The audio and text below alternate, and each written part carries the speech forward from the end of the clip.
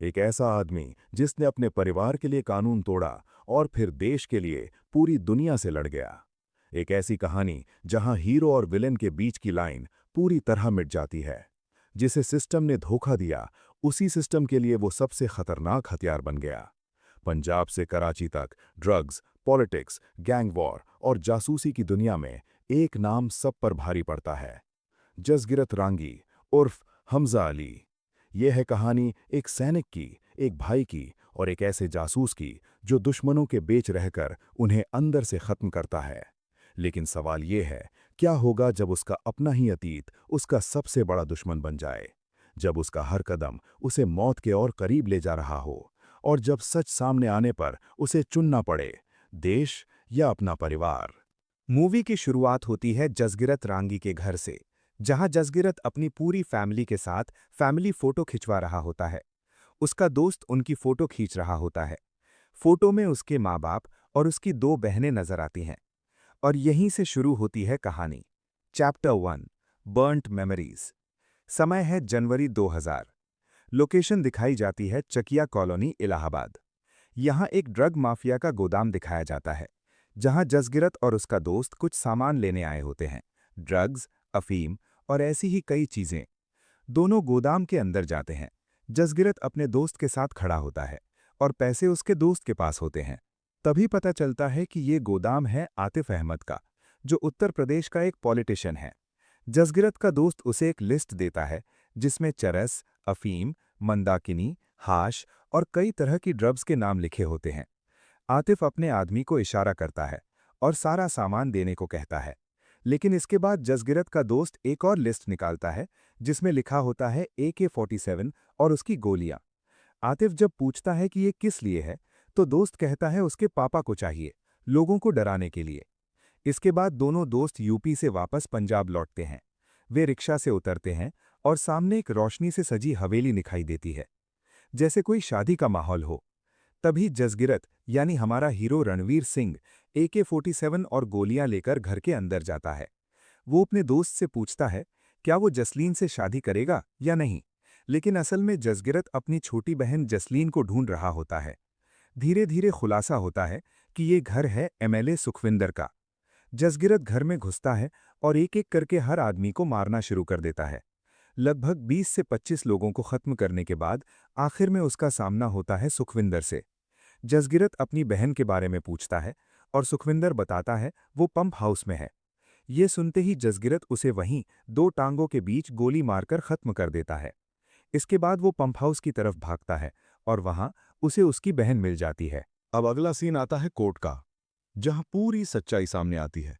जब जसगिरत military training में था, तभी एक जमीन विवाद के चलते MLA सुखविंदर उसके पिता को पीट पीट कर मार देता है और उसी खेत में फांसी पर लटका देता है। इतना ही नहीं, वो उसकी दोनों बहनों का रेप करता है। बड़ी बहन हरलीन को मार देता है और छोटी बहन जसलीन को किडनैप कर लेता है और अपने पंप हाउस में कैद रखता है। जसगिरत की मां बार बार FIR दर्ज कराने की कोशिश करती है, लेकिन कोई भी कार्रवाई नहीं होती। और आखिरकार न्याय न मिलने पर जसगिरत खुद कानून अपने हाथ में ले लेता है। वो अपनी ट्रेनिंग छोड़कर आता है और अपनी बहन को बचाते हुए सुखविंदर और उसके पूरे गैंग को खत्म कर देता है। कोर्ट का फैसला आता है, जसगिरत को फांसी की सजा। अब साल है 2002। जसगिरत को एक जेल से दूसरी जेल ले जाया जा रहा होता है। तभी अचानक पुलिस वैन पर हमला होता है।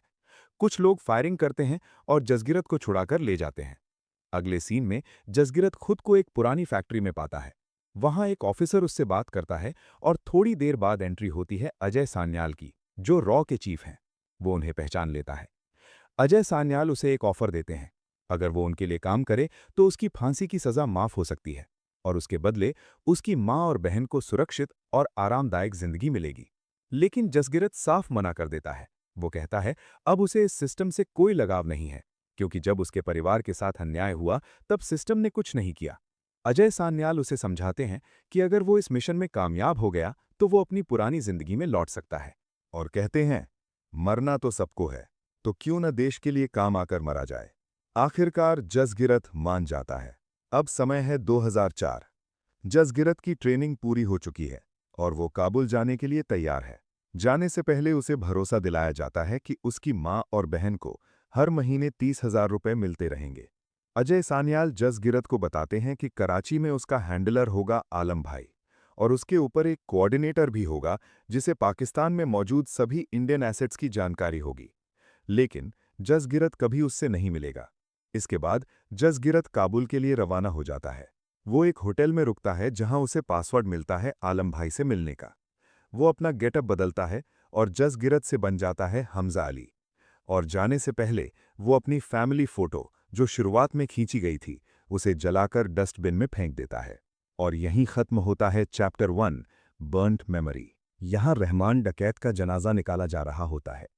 दूसरी तरफ अरशद पप्पू अब लाहौरी का बादशाह बन चुका है। मेजर इकबाल के पूछने पर एसपी असलम बताता है कि उसने रहमान को क्यों मारा। असलम कहता है उसने बड़े साहब का बदला लेने के लिए रहमान को मारा। कहानी खुलती है। रहमान के साले के पास 500 करोड़ की जमीन थी जिसे बड़े साहब के भाई नूरा ने कब्जा लिया। जब रहमान ने जमीन वापस मांगी तो बड़े साहब ने मना कर दिया। इसके बाद बलोचों ने नूरा को किडनैप कर लिया और फोन पर ही उसे गोली मार दी। मेजर इकबाल एक और कहानी बताता है। जहूर मिस्त्री जिसने IC-814 हाईजैक किया था उसे ISI एक दुकान दिलाने में मदद करता है। लेकिन जब असली मालिक दुकान देने से मना करता है तो अफवाह फैलाई जाती है कि उसने कुरान जला दी है और भीड़ उसे जिंदा जला देती है। मेजर इकबाल एसपी असलम को चेतावनी देता है कि आगे कोई भी कदम उसकी अनुमति के बिना नहीं उठाया जाएगा।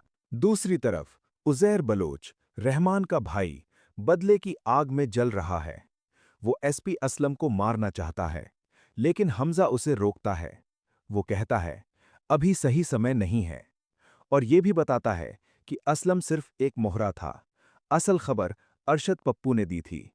हमजा अपने दोस्त रिजवान को बुलाता है, जो इस बात की पुष्टि करता है। और इसी के साथ रिजवान भी गैंग में शामिल हो जाता है। अब शुरू होता है एक खतरनाक गैंग वॉर। अरशद पप्पू बनाम उज़ैर बलोच। ये लड़ाई कई दिनों तक चलती है, लेकिन पप्पू हाथ नहीं आता। तब हमजा कहता है, पूरी लैयारी को आग लगा दो, वो खुद बाहर आ जाएगा। डर के मारे अरशद पप्पू जमील साहब से मदद मांगता है। जमील उसे अपने दूध वाले फैक्ट्री में छुपने को कहता है और अपनी गाड़ियां भेजता है। लेकिन जैसे ही पप्पू फैक्ट्री के अंदर पहुंचता है, वहां पहले से मौजूद होते हैं हमजा, उज़ैर बलोच और पूरी गैंग। वहीं उज़ैर पप्पू के आदमी को मार देता है और फिर अरशद पप्पू को जिंदा पकड़कर लायारी में ले जाता है। सबके सामने उसका गला काट देता है और उसके सिर से फुटबॉल खेलता है। उज़ैर बलोच की इस हरकत के बाद जरवारी साहब जमील, मेजर इकबाल और एसपी असलम के साथ एक मीटिंग करते हैं। मीडिया उनके पीछे पड़ी हुई होती है और ऊपर से इलेक्शन का टाइम भी है। इस पर एसपी असलम एक प्लान देता है। वो कहता है, किसी मेडिकल कॉलेज से 4 बलोच स्टूडेंट्स को उठाकर उनका एनकाउंटर कर देते हैं और उन्हें BUF टेररिस्ट घोषित कर देते हैं, ताकि मीडिया का ध्यान भटक जाए और बाकी की प्लानिंग आराम से हो सके। जरवारी साहब कहते हैं, PSC पार्टी जो उज़ैर बलोच की है उसे आतंकवादी संगठन घोषित करके बैन कर दो। इसके बाद मेजर इकबाल पूछता है, उज़ैर बलोच का क्या करना है? जरवारी साहब साफ कहते हैं, उसे भी मरवा दो। लेकिन जमील बीच में बोलता है, अगर उज़ैर बलोच को मार दिया तो पूरी लयारी में लाशें बिछ जाएंगी। इससे बेहतर है उस पर ATA का केस ठोककर उसे अंदर कर दो और फिर अंदर ही या तो हार्ट अटैक या एक्सीडेंट, किसी को कोई फर्क नहीं पड़ेगा। सब लोग इस प्लान पर सहमत हो जाते हैं। इसके बाद जमील और हमजा उज़ैर को समझाते हैं कि उसके ऊपर ATA वारंट निकल चुका है और उसे तुरंत पाकिस्तान छोड़कर दुबई चले जाना चाहिए। लेकिन उज़ैर बलोच गुस्से में होता है। वो एसपी असलम को मारने निकल पड़ता है। हमजा उसे रोकता है और समझाता है, अगर अभी गया तो असलम रेंजर्स के साथ आएगा और तेरा एनकाउंटर कर देगा। जिंदा रहेगा तो बदला लेने के मौके मिलेंगे। आखिरकार उज़ैर मान जाता है। दूसरी तरफ एसपी असलम मेडिकल कॉलेज से 4 बलोच स्टूडेंट को उठाता है और उनका फेक एनकाउंटर कर देता है। उनमें से एक लड़का शिरानी साहब का माती होता है और दूसरी तरफ उज़ैर बलोच दुबई के लिए रवाना हो जाता है। लेकिन दुबई पहुंचते ही उसे पुलिस गिरफ्तार कर लेती है और वापस पाकिस्तान भेज दिया जाता है। अब रास्ता साफ है। हमजा लयारी की गद्दी पर बैठ जाता है और बन जाता है लयारी का बादशाह। बलोच टेररिस्ट के एनकाउंटर के लिए एसपी चौधरी असलम को पुरस्कार मिलता है। हमजा जमील से पूछता है, क्या उन्हें उन 4 स्टूडेंट्स के फेक एनकाउंटर के बारे में पता था? जमील कहता है, हाँ, पता था, लेकिन क्या मैं असलम को रोक सकता था? इसके बाद हमजा कहता है, अब समय आ गया है पीएपी से गठबंधन तोड़कर मुस्लिम मूवमेंट पार्टी में शामिल होने का। और वो जमील से कहता है उसकी मुलाकात नवाज शफीक से करवाई जाए। हमजा कहता है अब पाकिस्तान में तख्त पलटने का समय आ गया है। इसके बाद जमील कनानी और हमजा नवाज शफीक की पार्टी में शामिल हो जाते हैं। इलेक्शन की तैयारी शुरू हो जाती है।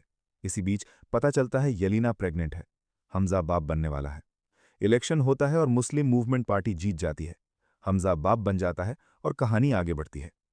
अब तारीख है 26 मई 2014। नरेंद्र मोदी प्रधानमंत्री पद की शपथ लेते हैं। ये देखते हुए मेजर इकबाल का बाप उसे ताने देता है और गालियां भी सुनाता है कि कैसे उसका हर मिशन, हर प्लान फेल हो जाता है। लेकिन इकबाल कुछ नहीं कहता क्योंकि वो उसका बाप है। तभी मेजर इकबाल को बड़े साहब का फोन आता है। वो उसे हमजा के साथ मिलने बुलाते हैं और यहीं खुलासा होता है कि बड़े साहब कोई और नहीं बल्कि दाऊद इब्राहिम हैं। अब वो बूढ़े हो चुके हैं और उनकी तबीयत भी ठीक नहीं है। बड़े साहब नरेंद्र मोदी के पीएम बनने पर अफसोस जताते हैं और कहते हैं अब उनके सारे मिशन फेल होते जा रहे हैं। वो कहते हैं अब ध्यान यूपी के इलेक्शन पर देना होगा। तभी कनानी बोलता है 11,000 करोड़ अभी यूपी पहुंचा देंगे। लेकिन बड़े साहब कहते हैं 60,000 करोड़ और लगेंगे। वो बताता है पंजाब से कुछ लोग कराची ड्रग्स लेने आ रहे हैं। ड्रग्स बेचकर जो पैसा आता है उससे अमेरिकी हथियार खरीदे जाते हैं। बड़े साहब हमजा को अपनी वफादारी साबित करने के लिए ये ड्रग्स डील सौंपते हैं। अगले सीन में हमजा कराची एयरपोर्ट पहुंचता है, जहां पंजाब से आए 3 लोग ड्रग्स लेने आए होते हैं। उन्हीं में से एक हमजा का पुराना दोस्त पिंडा होता है। यही है पहला ghost from the past. Deal होती है जहूर मिस्त्री की दुकान पर, जो IC-814 हाईजैक का आतंकी था। ये है दूसरा ghost from the past. Deal के बाद हमजा अपने घर पर एक पार्टी रखता है। पार्टी में ड्रग्स बायर्स भी होते हैं और पिंडा भी। पिंडा हमजा से बाथरूम का रास्ता पूछता है और उसे साथ चलने को कहता है। बाथरूम में पिंडा सच्चाई बता देता है। मैं तुझे पहचान गया हूं, तू ही जसगिरत है। हमजा शॉक हो जाता है। Chapter 4 trial by fire. पिंडा हमजा को देशभक्ति पर ताना मारता है और कहता है कि तू यहां पाकिस्तान में गैंगस्टर बन गया है। उसे शक हो जाता है कि हर महीने 30,000 रुपए क्यों आ रहे हैं। वो कहता है तू हिंदुस्तानी जासूस है और अभी सबको बता दूंगा। दोनों में हाथापाई होती है और अचानक पिंडा फिसल कर टब पर गिरता है और उसकी मौत हो जाती है। हमजा डर जाता है। उसे लगता है अब उसका राज खुल जाएगा। तभी आलम भाई आते हैं और पिंडा के खून का इल्जाम अपने ऊपर ले लेते हैं। पुलिस उन्हें पकड़ लेती है और उन्हें हिंदुस्तानी एजेंट घोषित कर देती है। हमजा समझ जाता है अगर आलम भाई जिंदा इकबाल के हाथ लग गए तो आलम भाई बहुत टॉर्चर करेंगे। इसलिए हमजा खुद आलम भाई को गोली मार देता है। लेकिन एसपी असलम को शक हो जाता है। वो अपने ऑफिसर उमर को आलम भाई की दुकान की जांच करने भेजता है। दोनों को शक होता है हमजा भी एक इंडियन स्पाई है। येलिना ये सब सुन लेती है और हमजा के कमरे में जाकर उसका सामान चेक करती है। उसे एक डायरी मिलती है जिसमें सारे टारगेट्स के नाम होते हैं। रहमान, असलम, बड़े साहब, मेजर इकबाल। येलिना सच जान जाती है। हमजा एक इंडियन एजेंट है। हमजा उसे समझाता है मैंने जिनको मारा वो सभी आतंकवादी थे, जिनके हाथ भारतीयों के खून से रंगे थे। और येलिना ये सच स्वीकार कर लेती है। अब हमजा को पता चलता है असलम को उस पर शक है।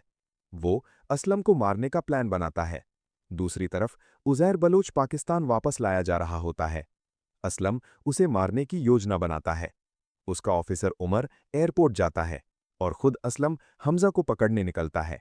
लेकिन हमजा को पहले ही खबर मिल जाती है और जैसे ही असलम उसकी ओर बढ़ता है, एक सुसाइड बॉम्बर उसकी गाड़ी से टकराता है और एसपी असलम मारा जाता है। दूसरी तरफ उजैर बलोच को जेल भेज दिया जाता है। हमजा उससे मिलता है और उसे भरोसा दिलाता है जेल में उसे कोई तकलीफ नहीं होगी। इसके बाद हमजा दुबई में सान्याल और बंसल से मिलता है। उसे फ्री हैंड मिल जाता है और वो एक एक करके सभी आतंकवादियों को खत्म कर देता है।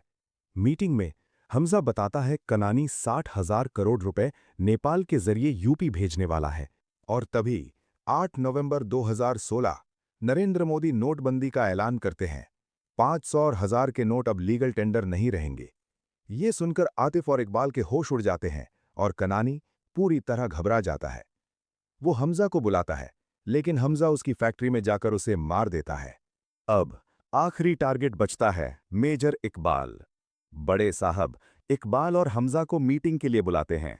वो कहते हैं अब भारत में बड़ा हमला करना होगा। 20-25 मुजाहिदीन हथियारों के साथ बॉर्डर पार जाएंगे। इकबाल हमजा को हथियारों का इंतजाम करने को कहता है। दूसरी तरफ उमर यलीना को ब्लैकमेल करता है और उसके बेटे पर गन रखकर पूछता है, क्या हमजा इंडियन स्पाई है? मजबूरी में यलीना सच बता देती है। उमर तुरंत इकबाल को खबर देता है। अब हमजा को सब पता होता है। वो हथियारों के कंसाइनमेंट में पहले से बम फिट कर देता है। जब वो डील के लिए पहुंचता है, इकबाल उसे नकली नोट दे देता है। रिजवान गाड़ी में बैग रखता है और बाहर से सारे दरवाजे बंद कर देता है। अब अंदर हमजा अकेला है, मेजर इकबाल और उसके आदमियों के साथ। दोनों के बीच भयंकर लड़ाई होती है और तभी तय समय पर बम फटता है और प्लान के मुताबिक बिल्डिंग के बाहर शेरानी साहब के आदमी रेंजर की यूनिफॉर्म में तैनात हो जाते हैं और तभी शुरू होता है एक बड़ा गैंग वॉर। शेरानी साहब के आदमियों और मेजर इकबाल के आदमियों के बीच जबरदस्त भिड़ंत। इसी अफरा तफरी के बीच मेजर इकबाल वहां से फरार हो जाता है। वो भागते भागते एक पोर्ट तक पहुंच जाता है और उसका पीछा करते हुए हमजा भी वहां पहुंच जाता है। अब शुरू होता है दोनों के बीच एक लंबा खतरनाक कॉम्बैट और आखिरकार हमजा मेजर इकबाल को पकड़ लेता है और उसे कैरोसिन के टैंकर में डालकर जिंदा जला देता है। लेकिन तभी ओमर अपनी पुलिस फोर्स के साथ वहां पहुंच जाता है और हमजा को गिरफ्तार कर लेता है। पुलिस हमजा को बुरी तरह टॉर्चर कर रही होती है। तभी हसन साहब के मोबाइल पर अजय सान्याल का फोन आता है। सान्याल हसन से कहते हैं, हमजा को तुरंत रिहा करो, लेकिन हसन साफ मना कर देता है। तब सान्याल एक बड़ा खुलासा करते हैं। वो बताते हैं कि पाकिस्तान का एक हाई रैंकिंग ऑफिसर अपने देश के न्यूक्लियर प्रोग्राम की सारी जानकारी इजराइल को बेच चुका है और वो ऑफिसर कोई और नहीं, खुद हसन होता है। इसके बाद सान्याल उस डील की रिकॉर्डिंग हसन के मोबाइल पर भेज देते हैं।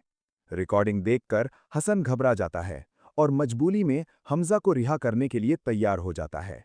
लेकिन हसन एक शर्त रखता है।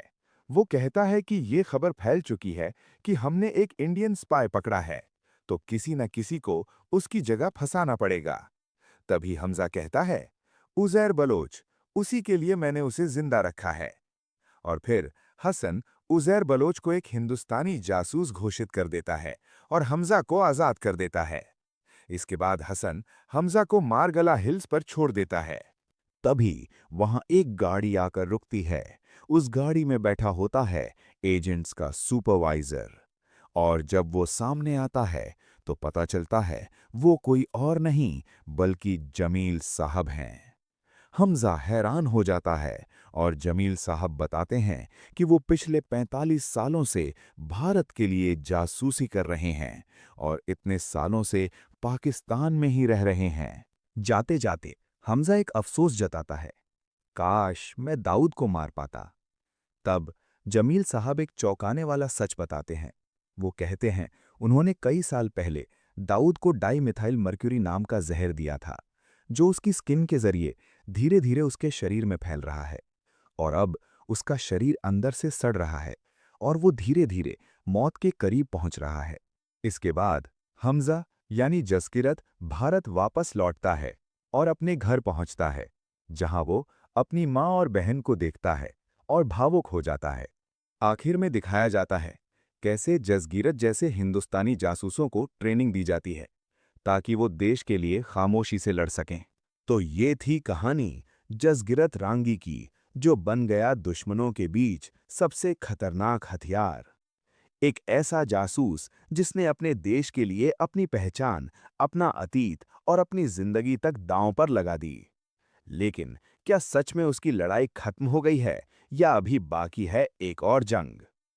अगर आपको ऐसी ही इंटेंस और रियलिस्टिक मूवी रिकैप्स पसंद हैं तो वीडियो को लाइक करें और चैनल को सब्सक्राइब जरूर करें, क्योंकि यहाँ हर कहानी सिर्फ कहानी नहीं होती, एक अनुभव होती है। मिलते हैं अगली खतरनाक कहानी।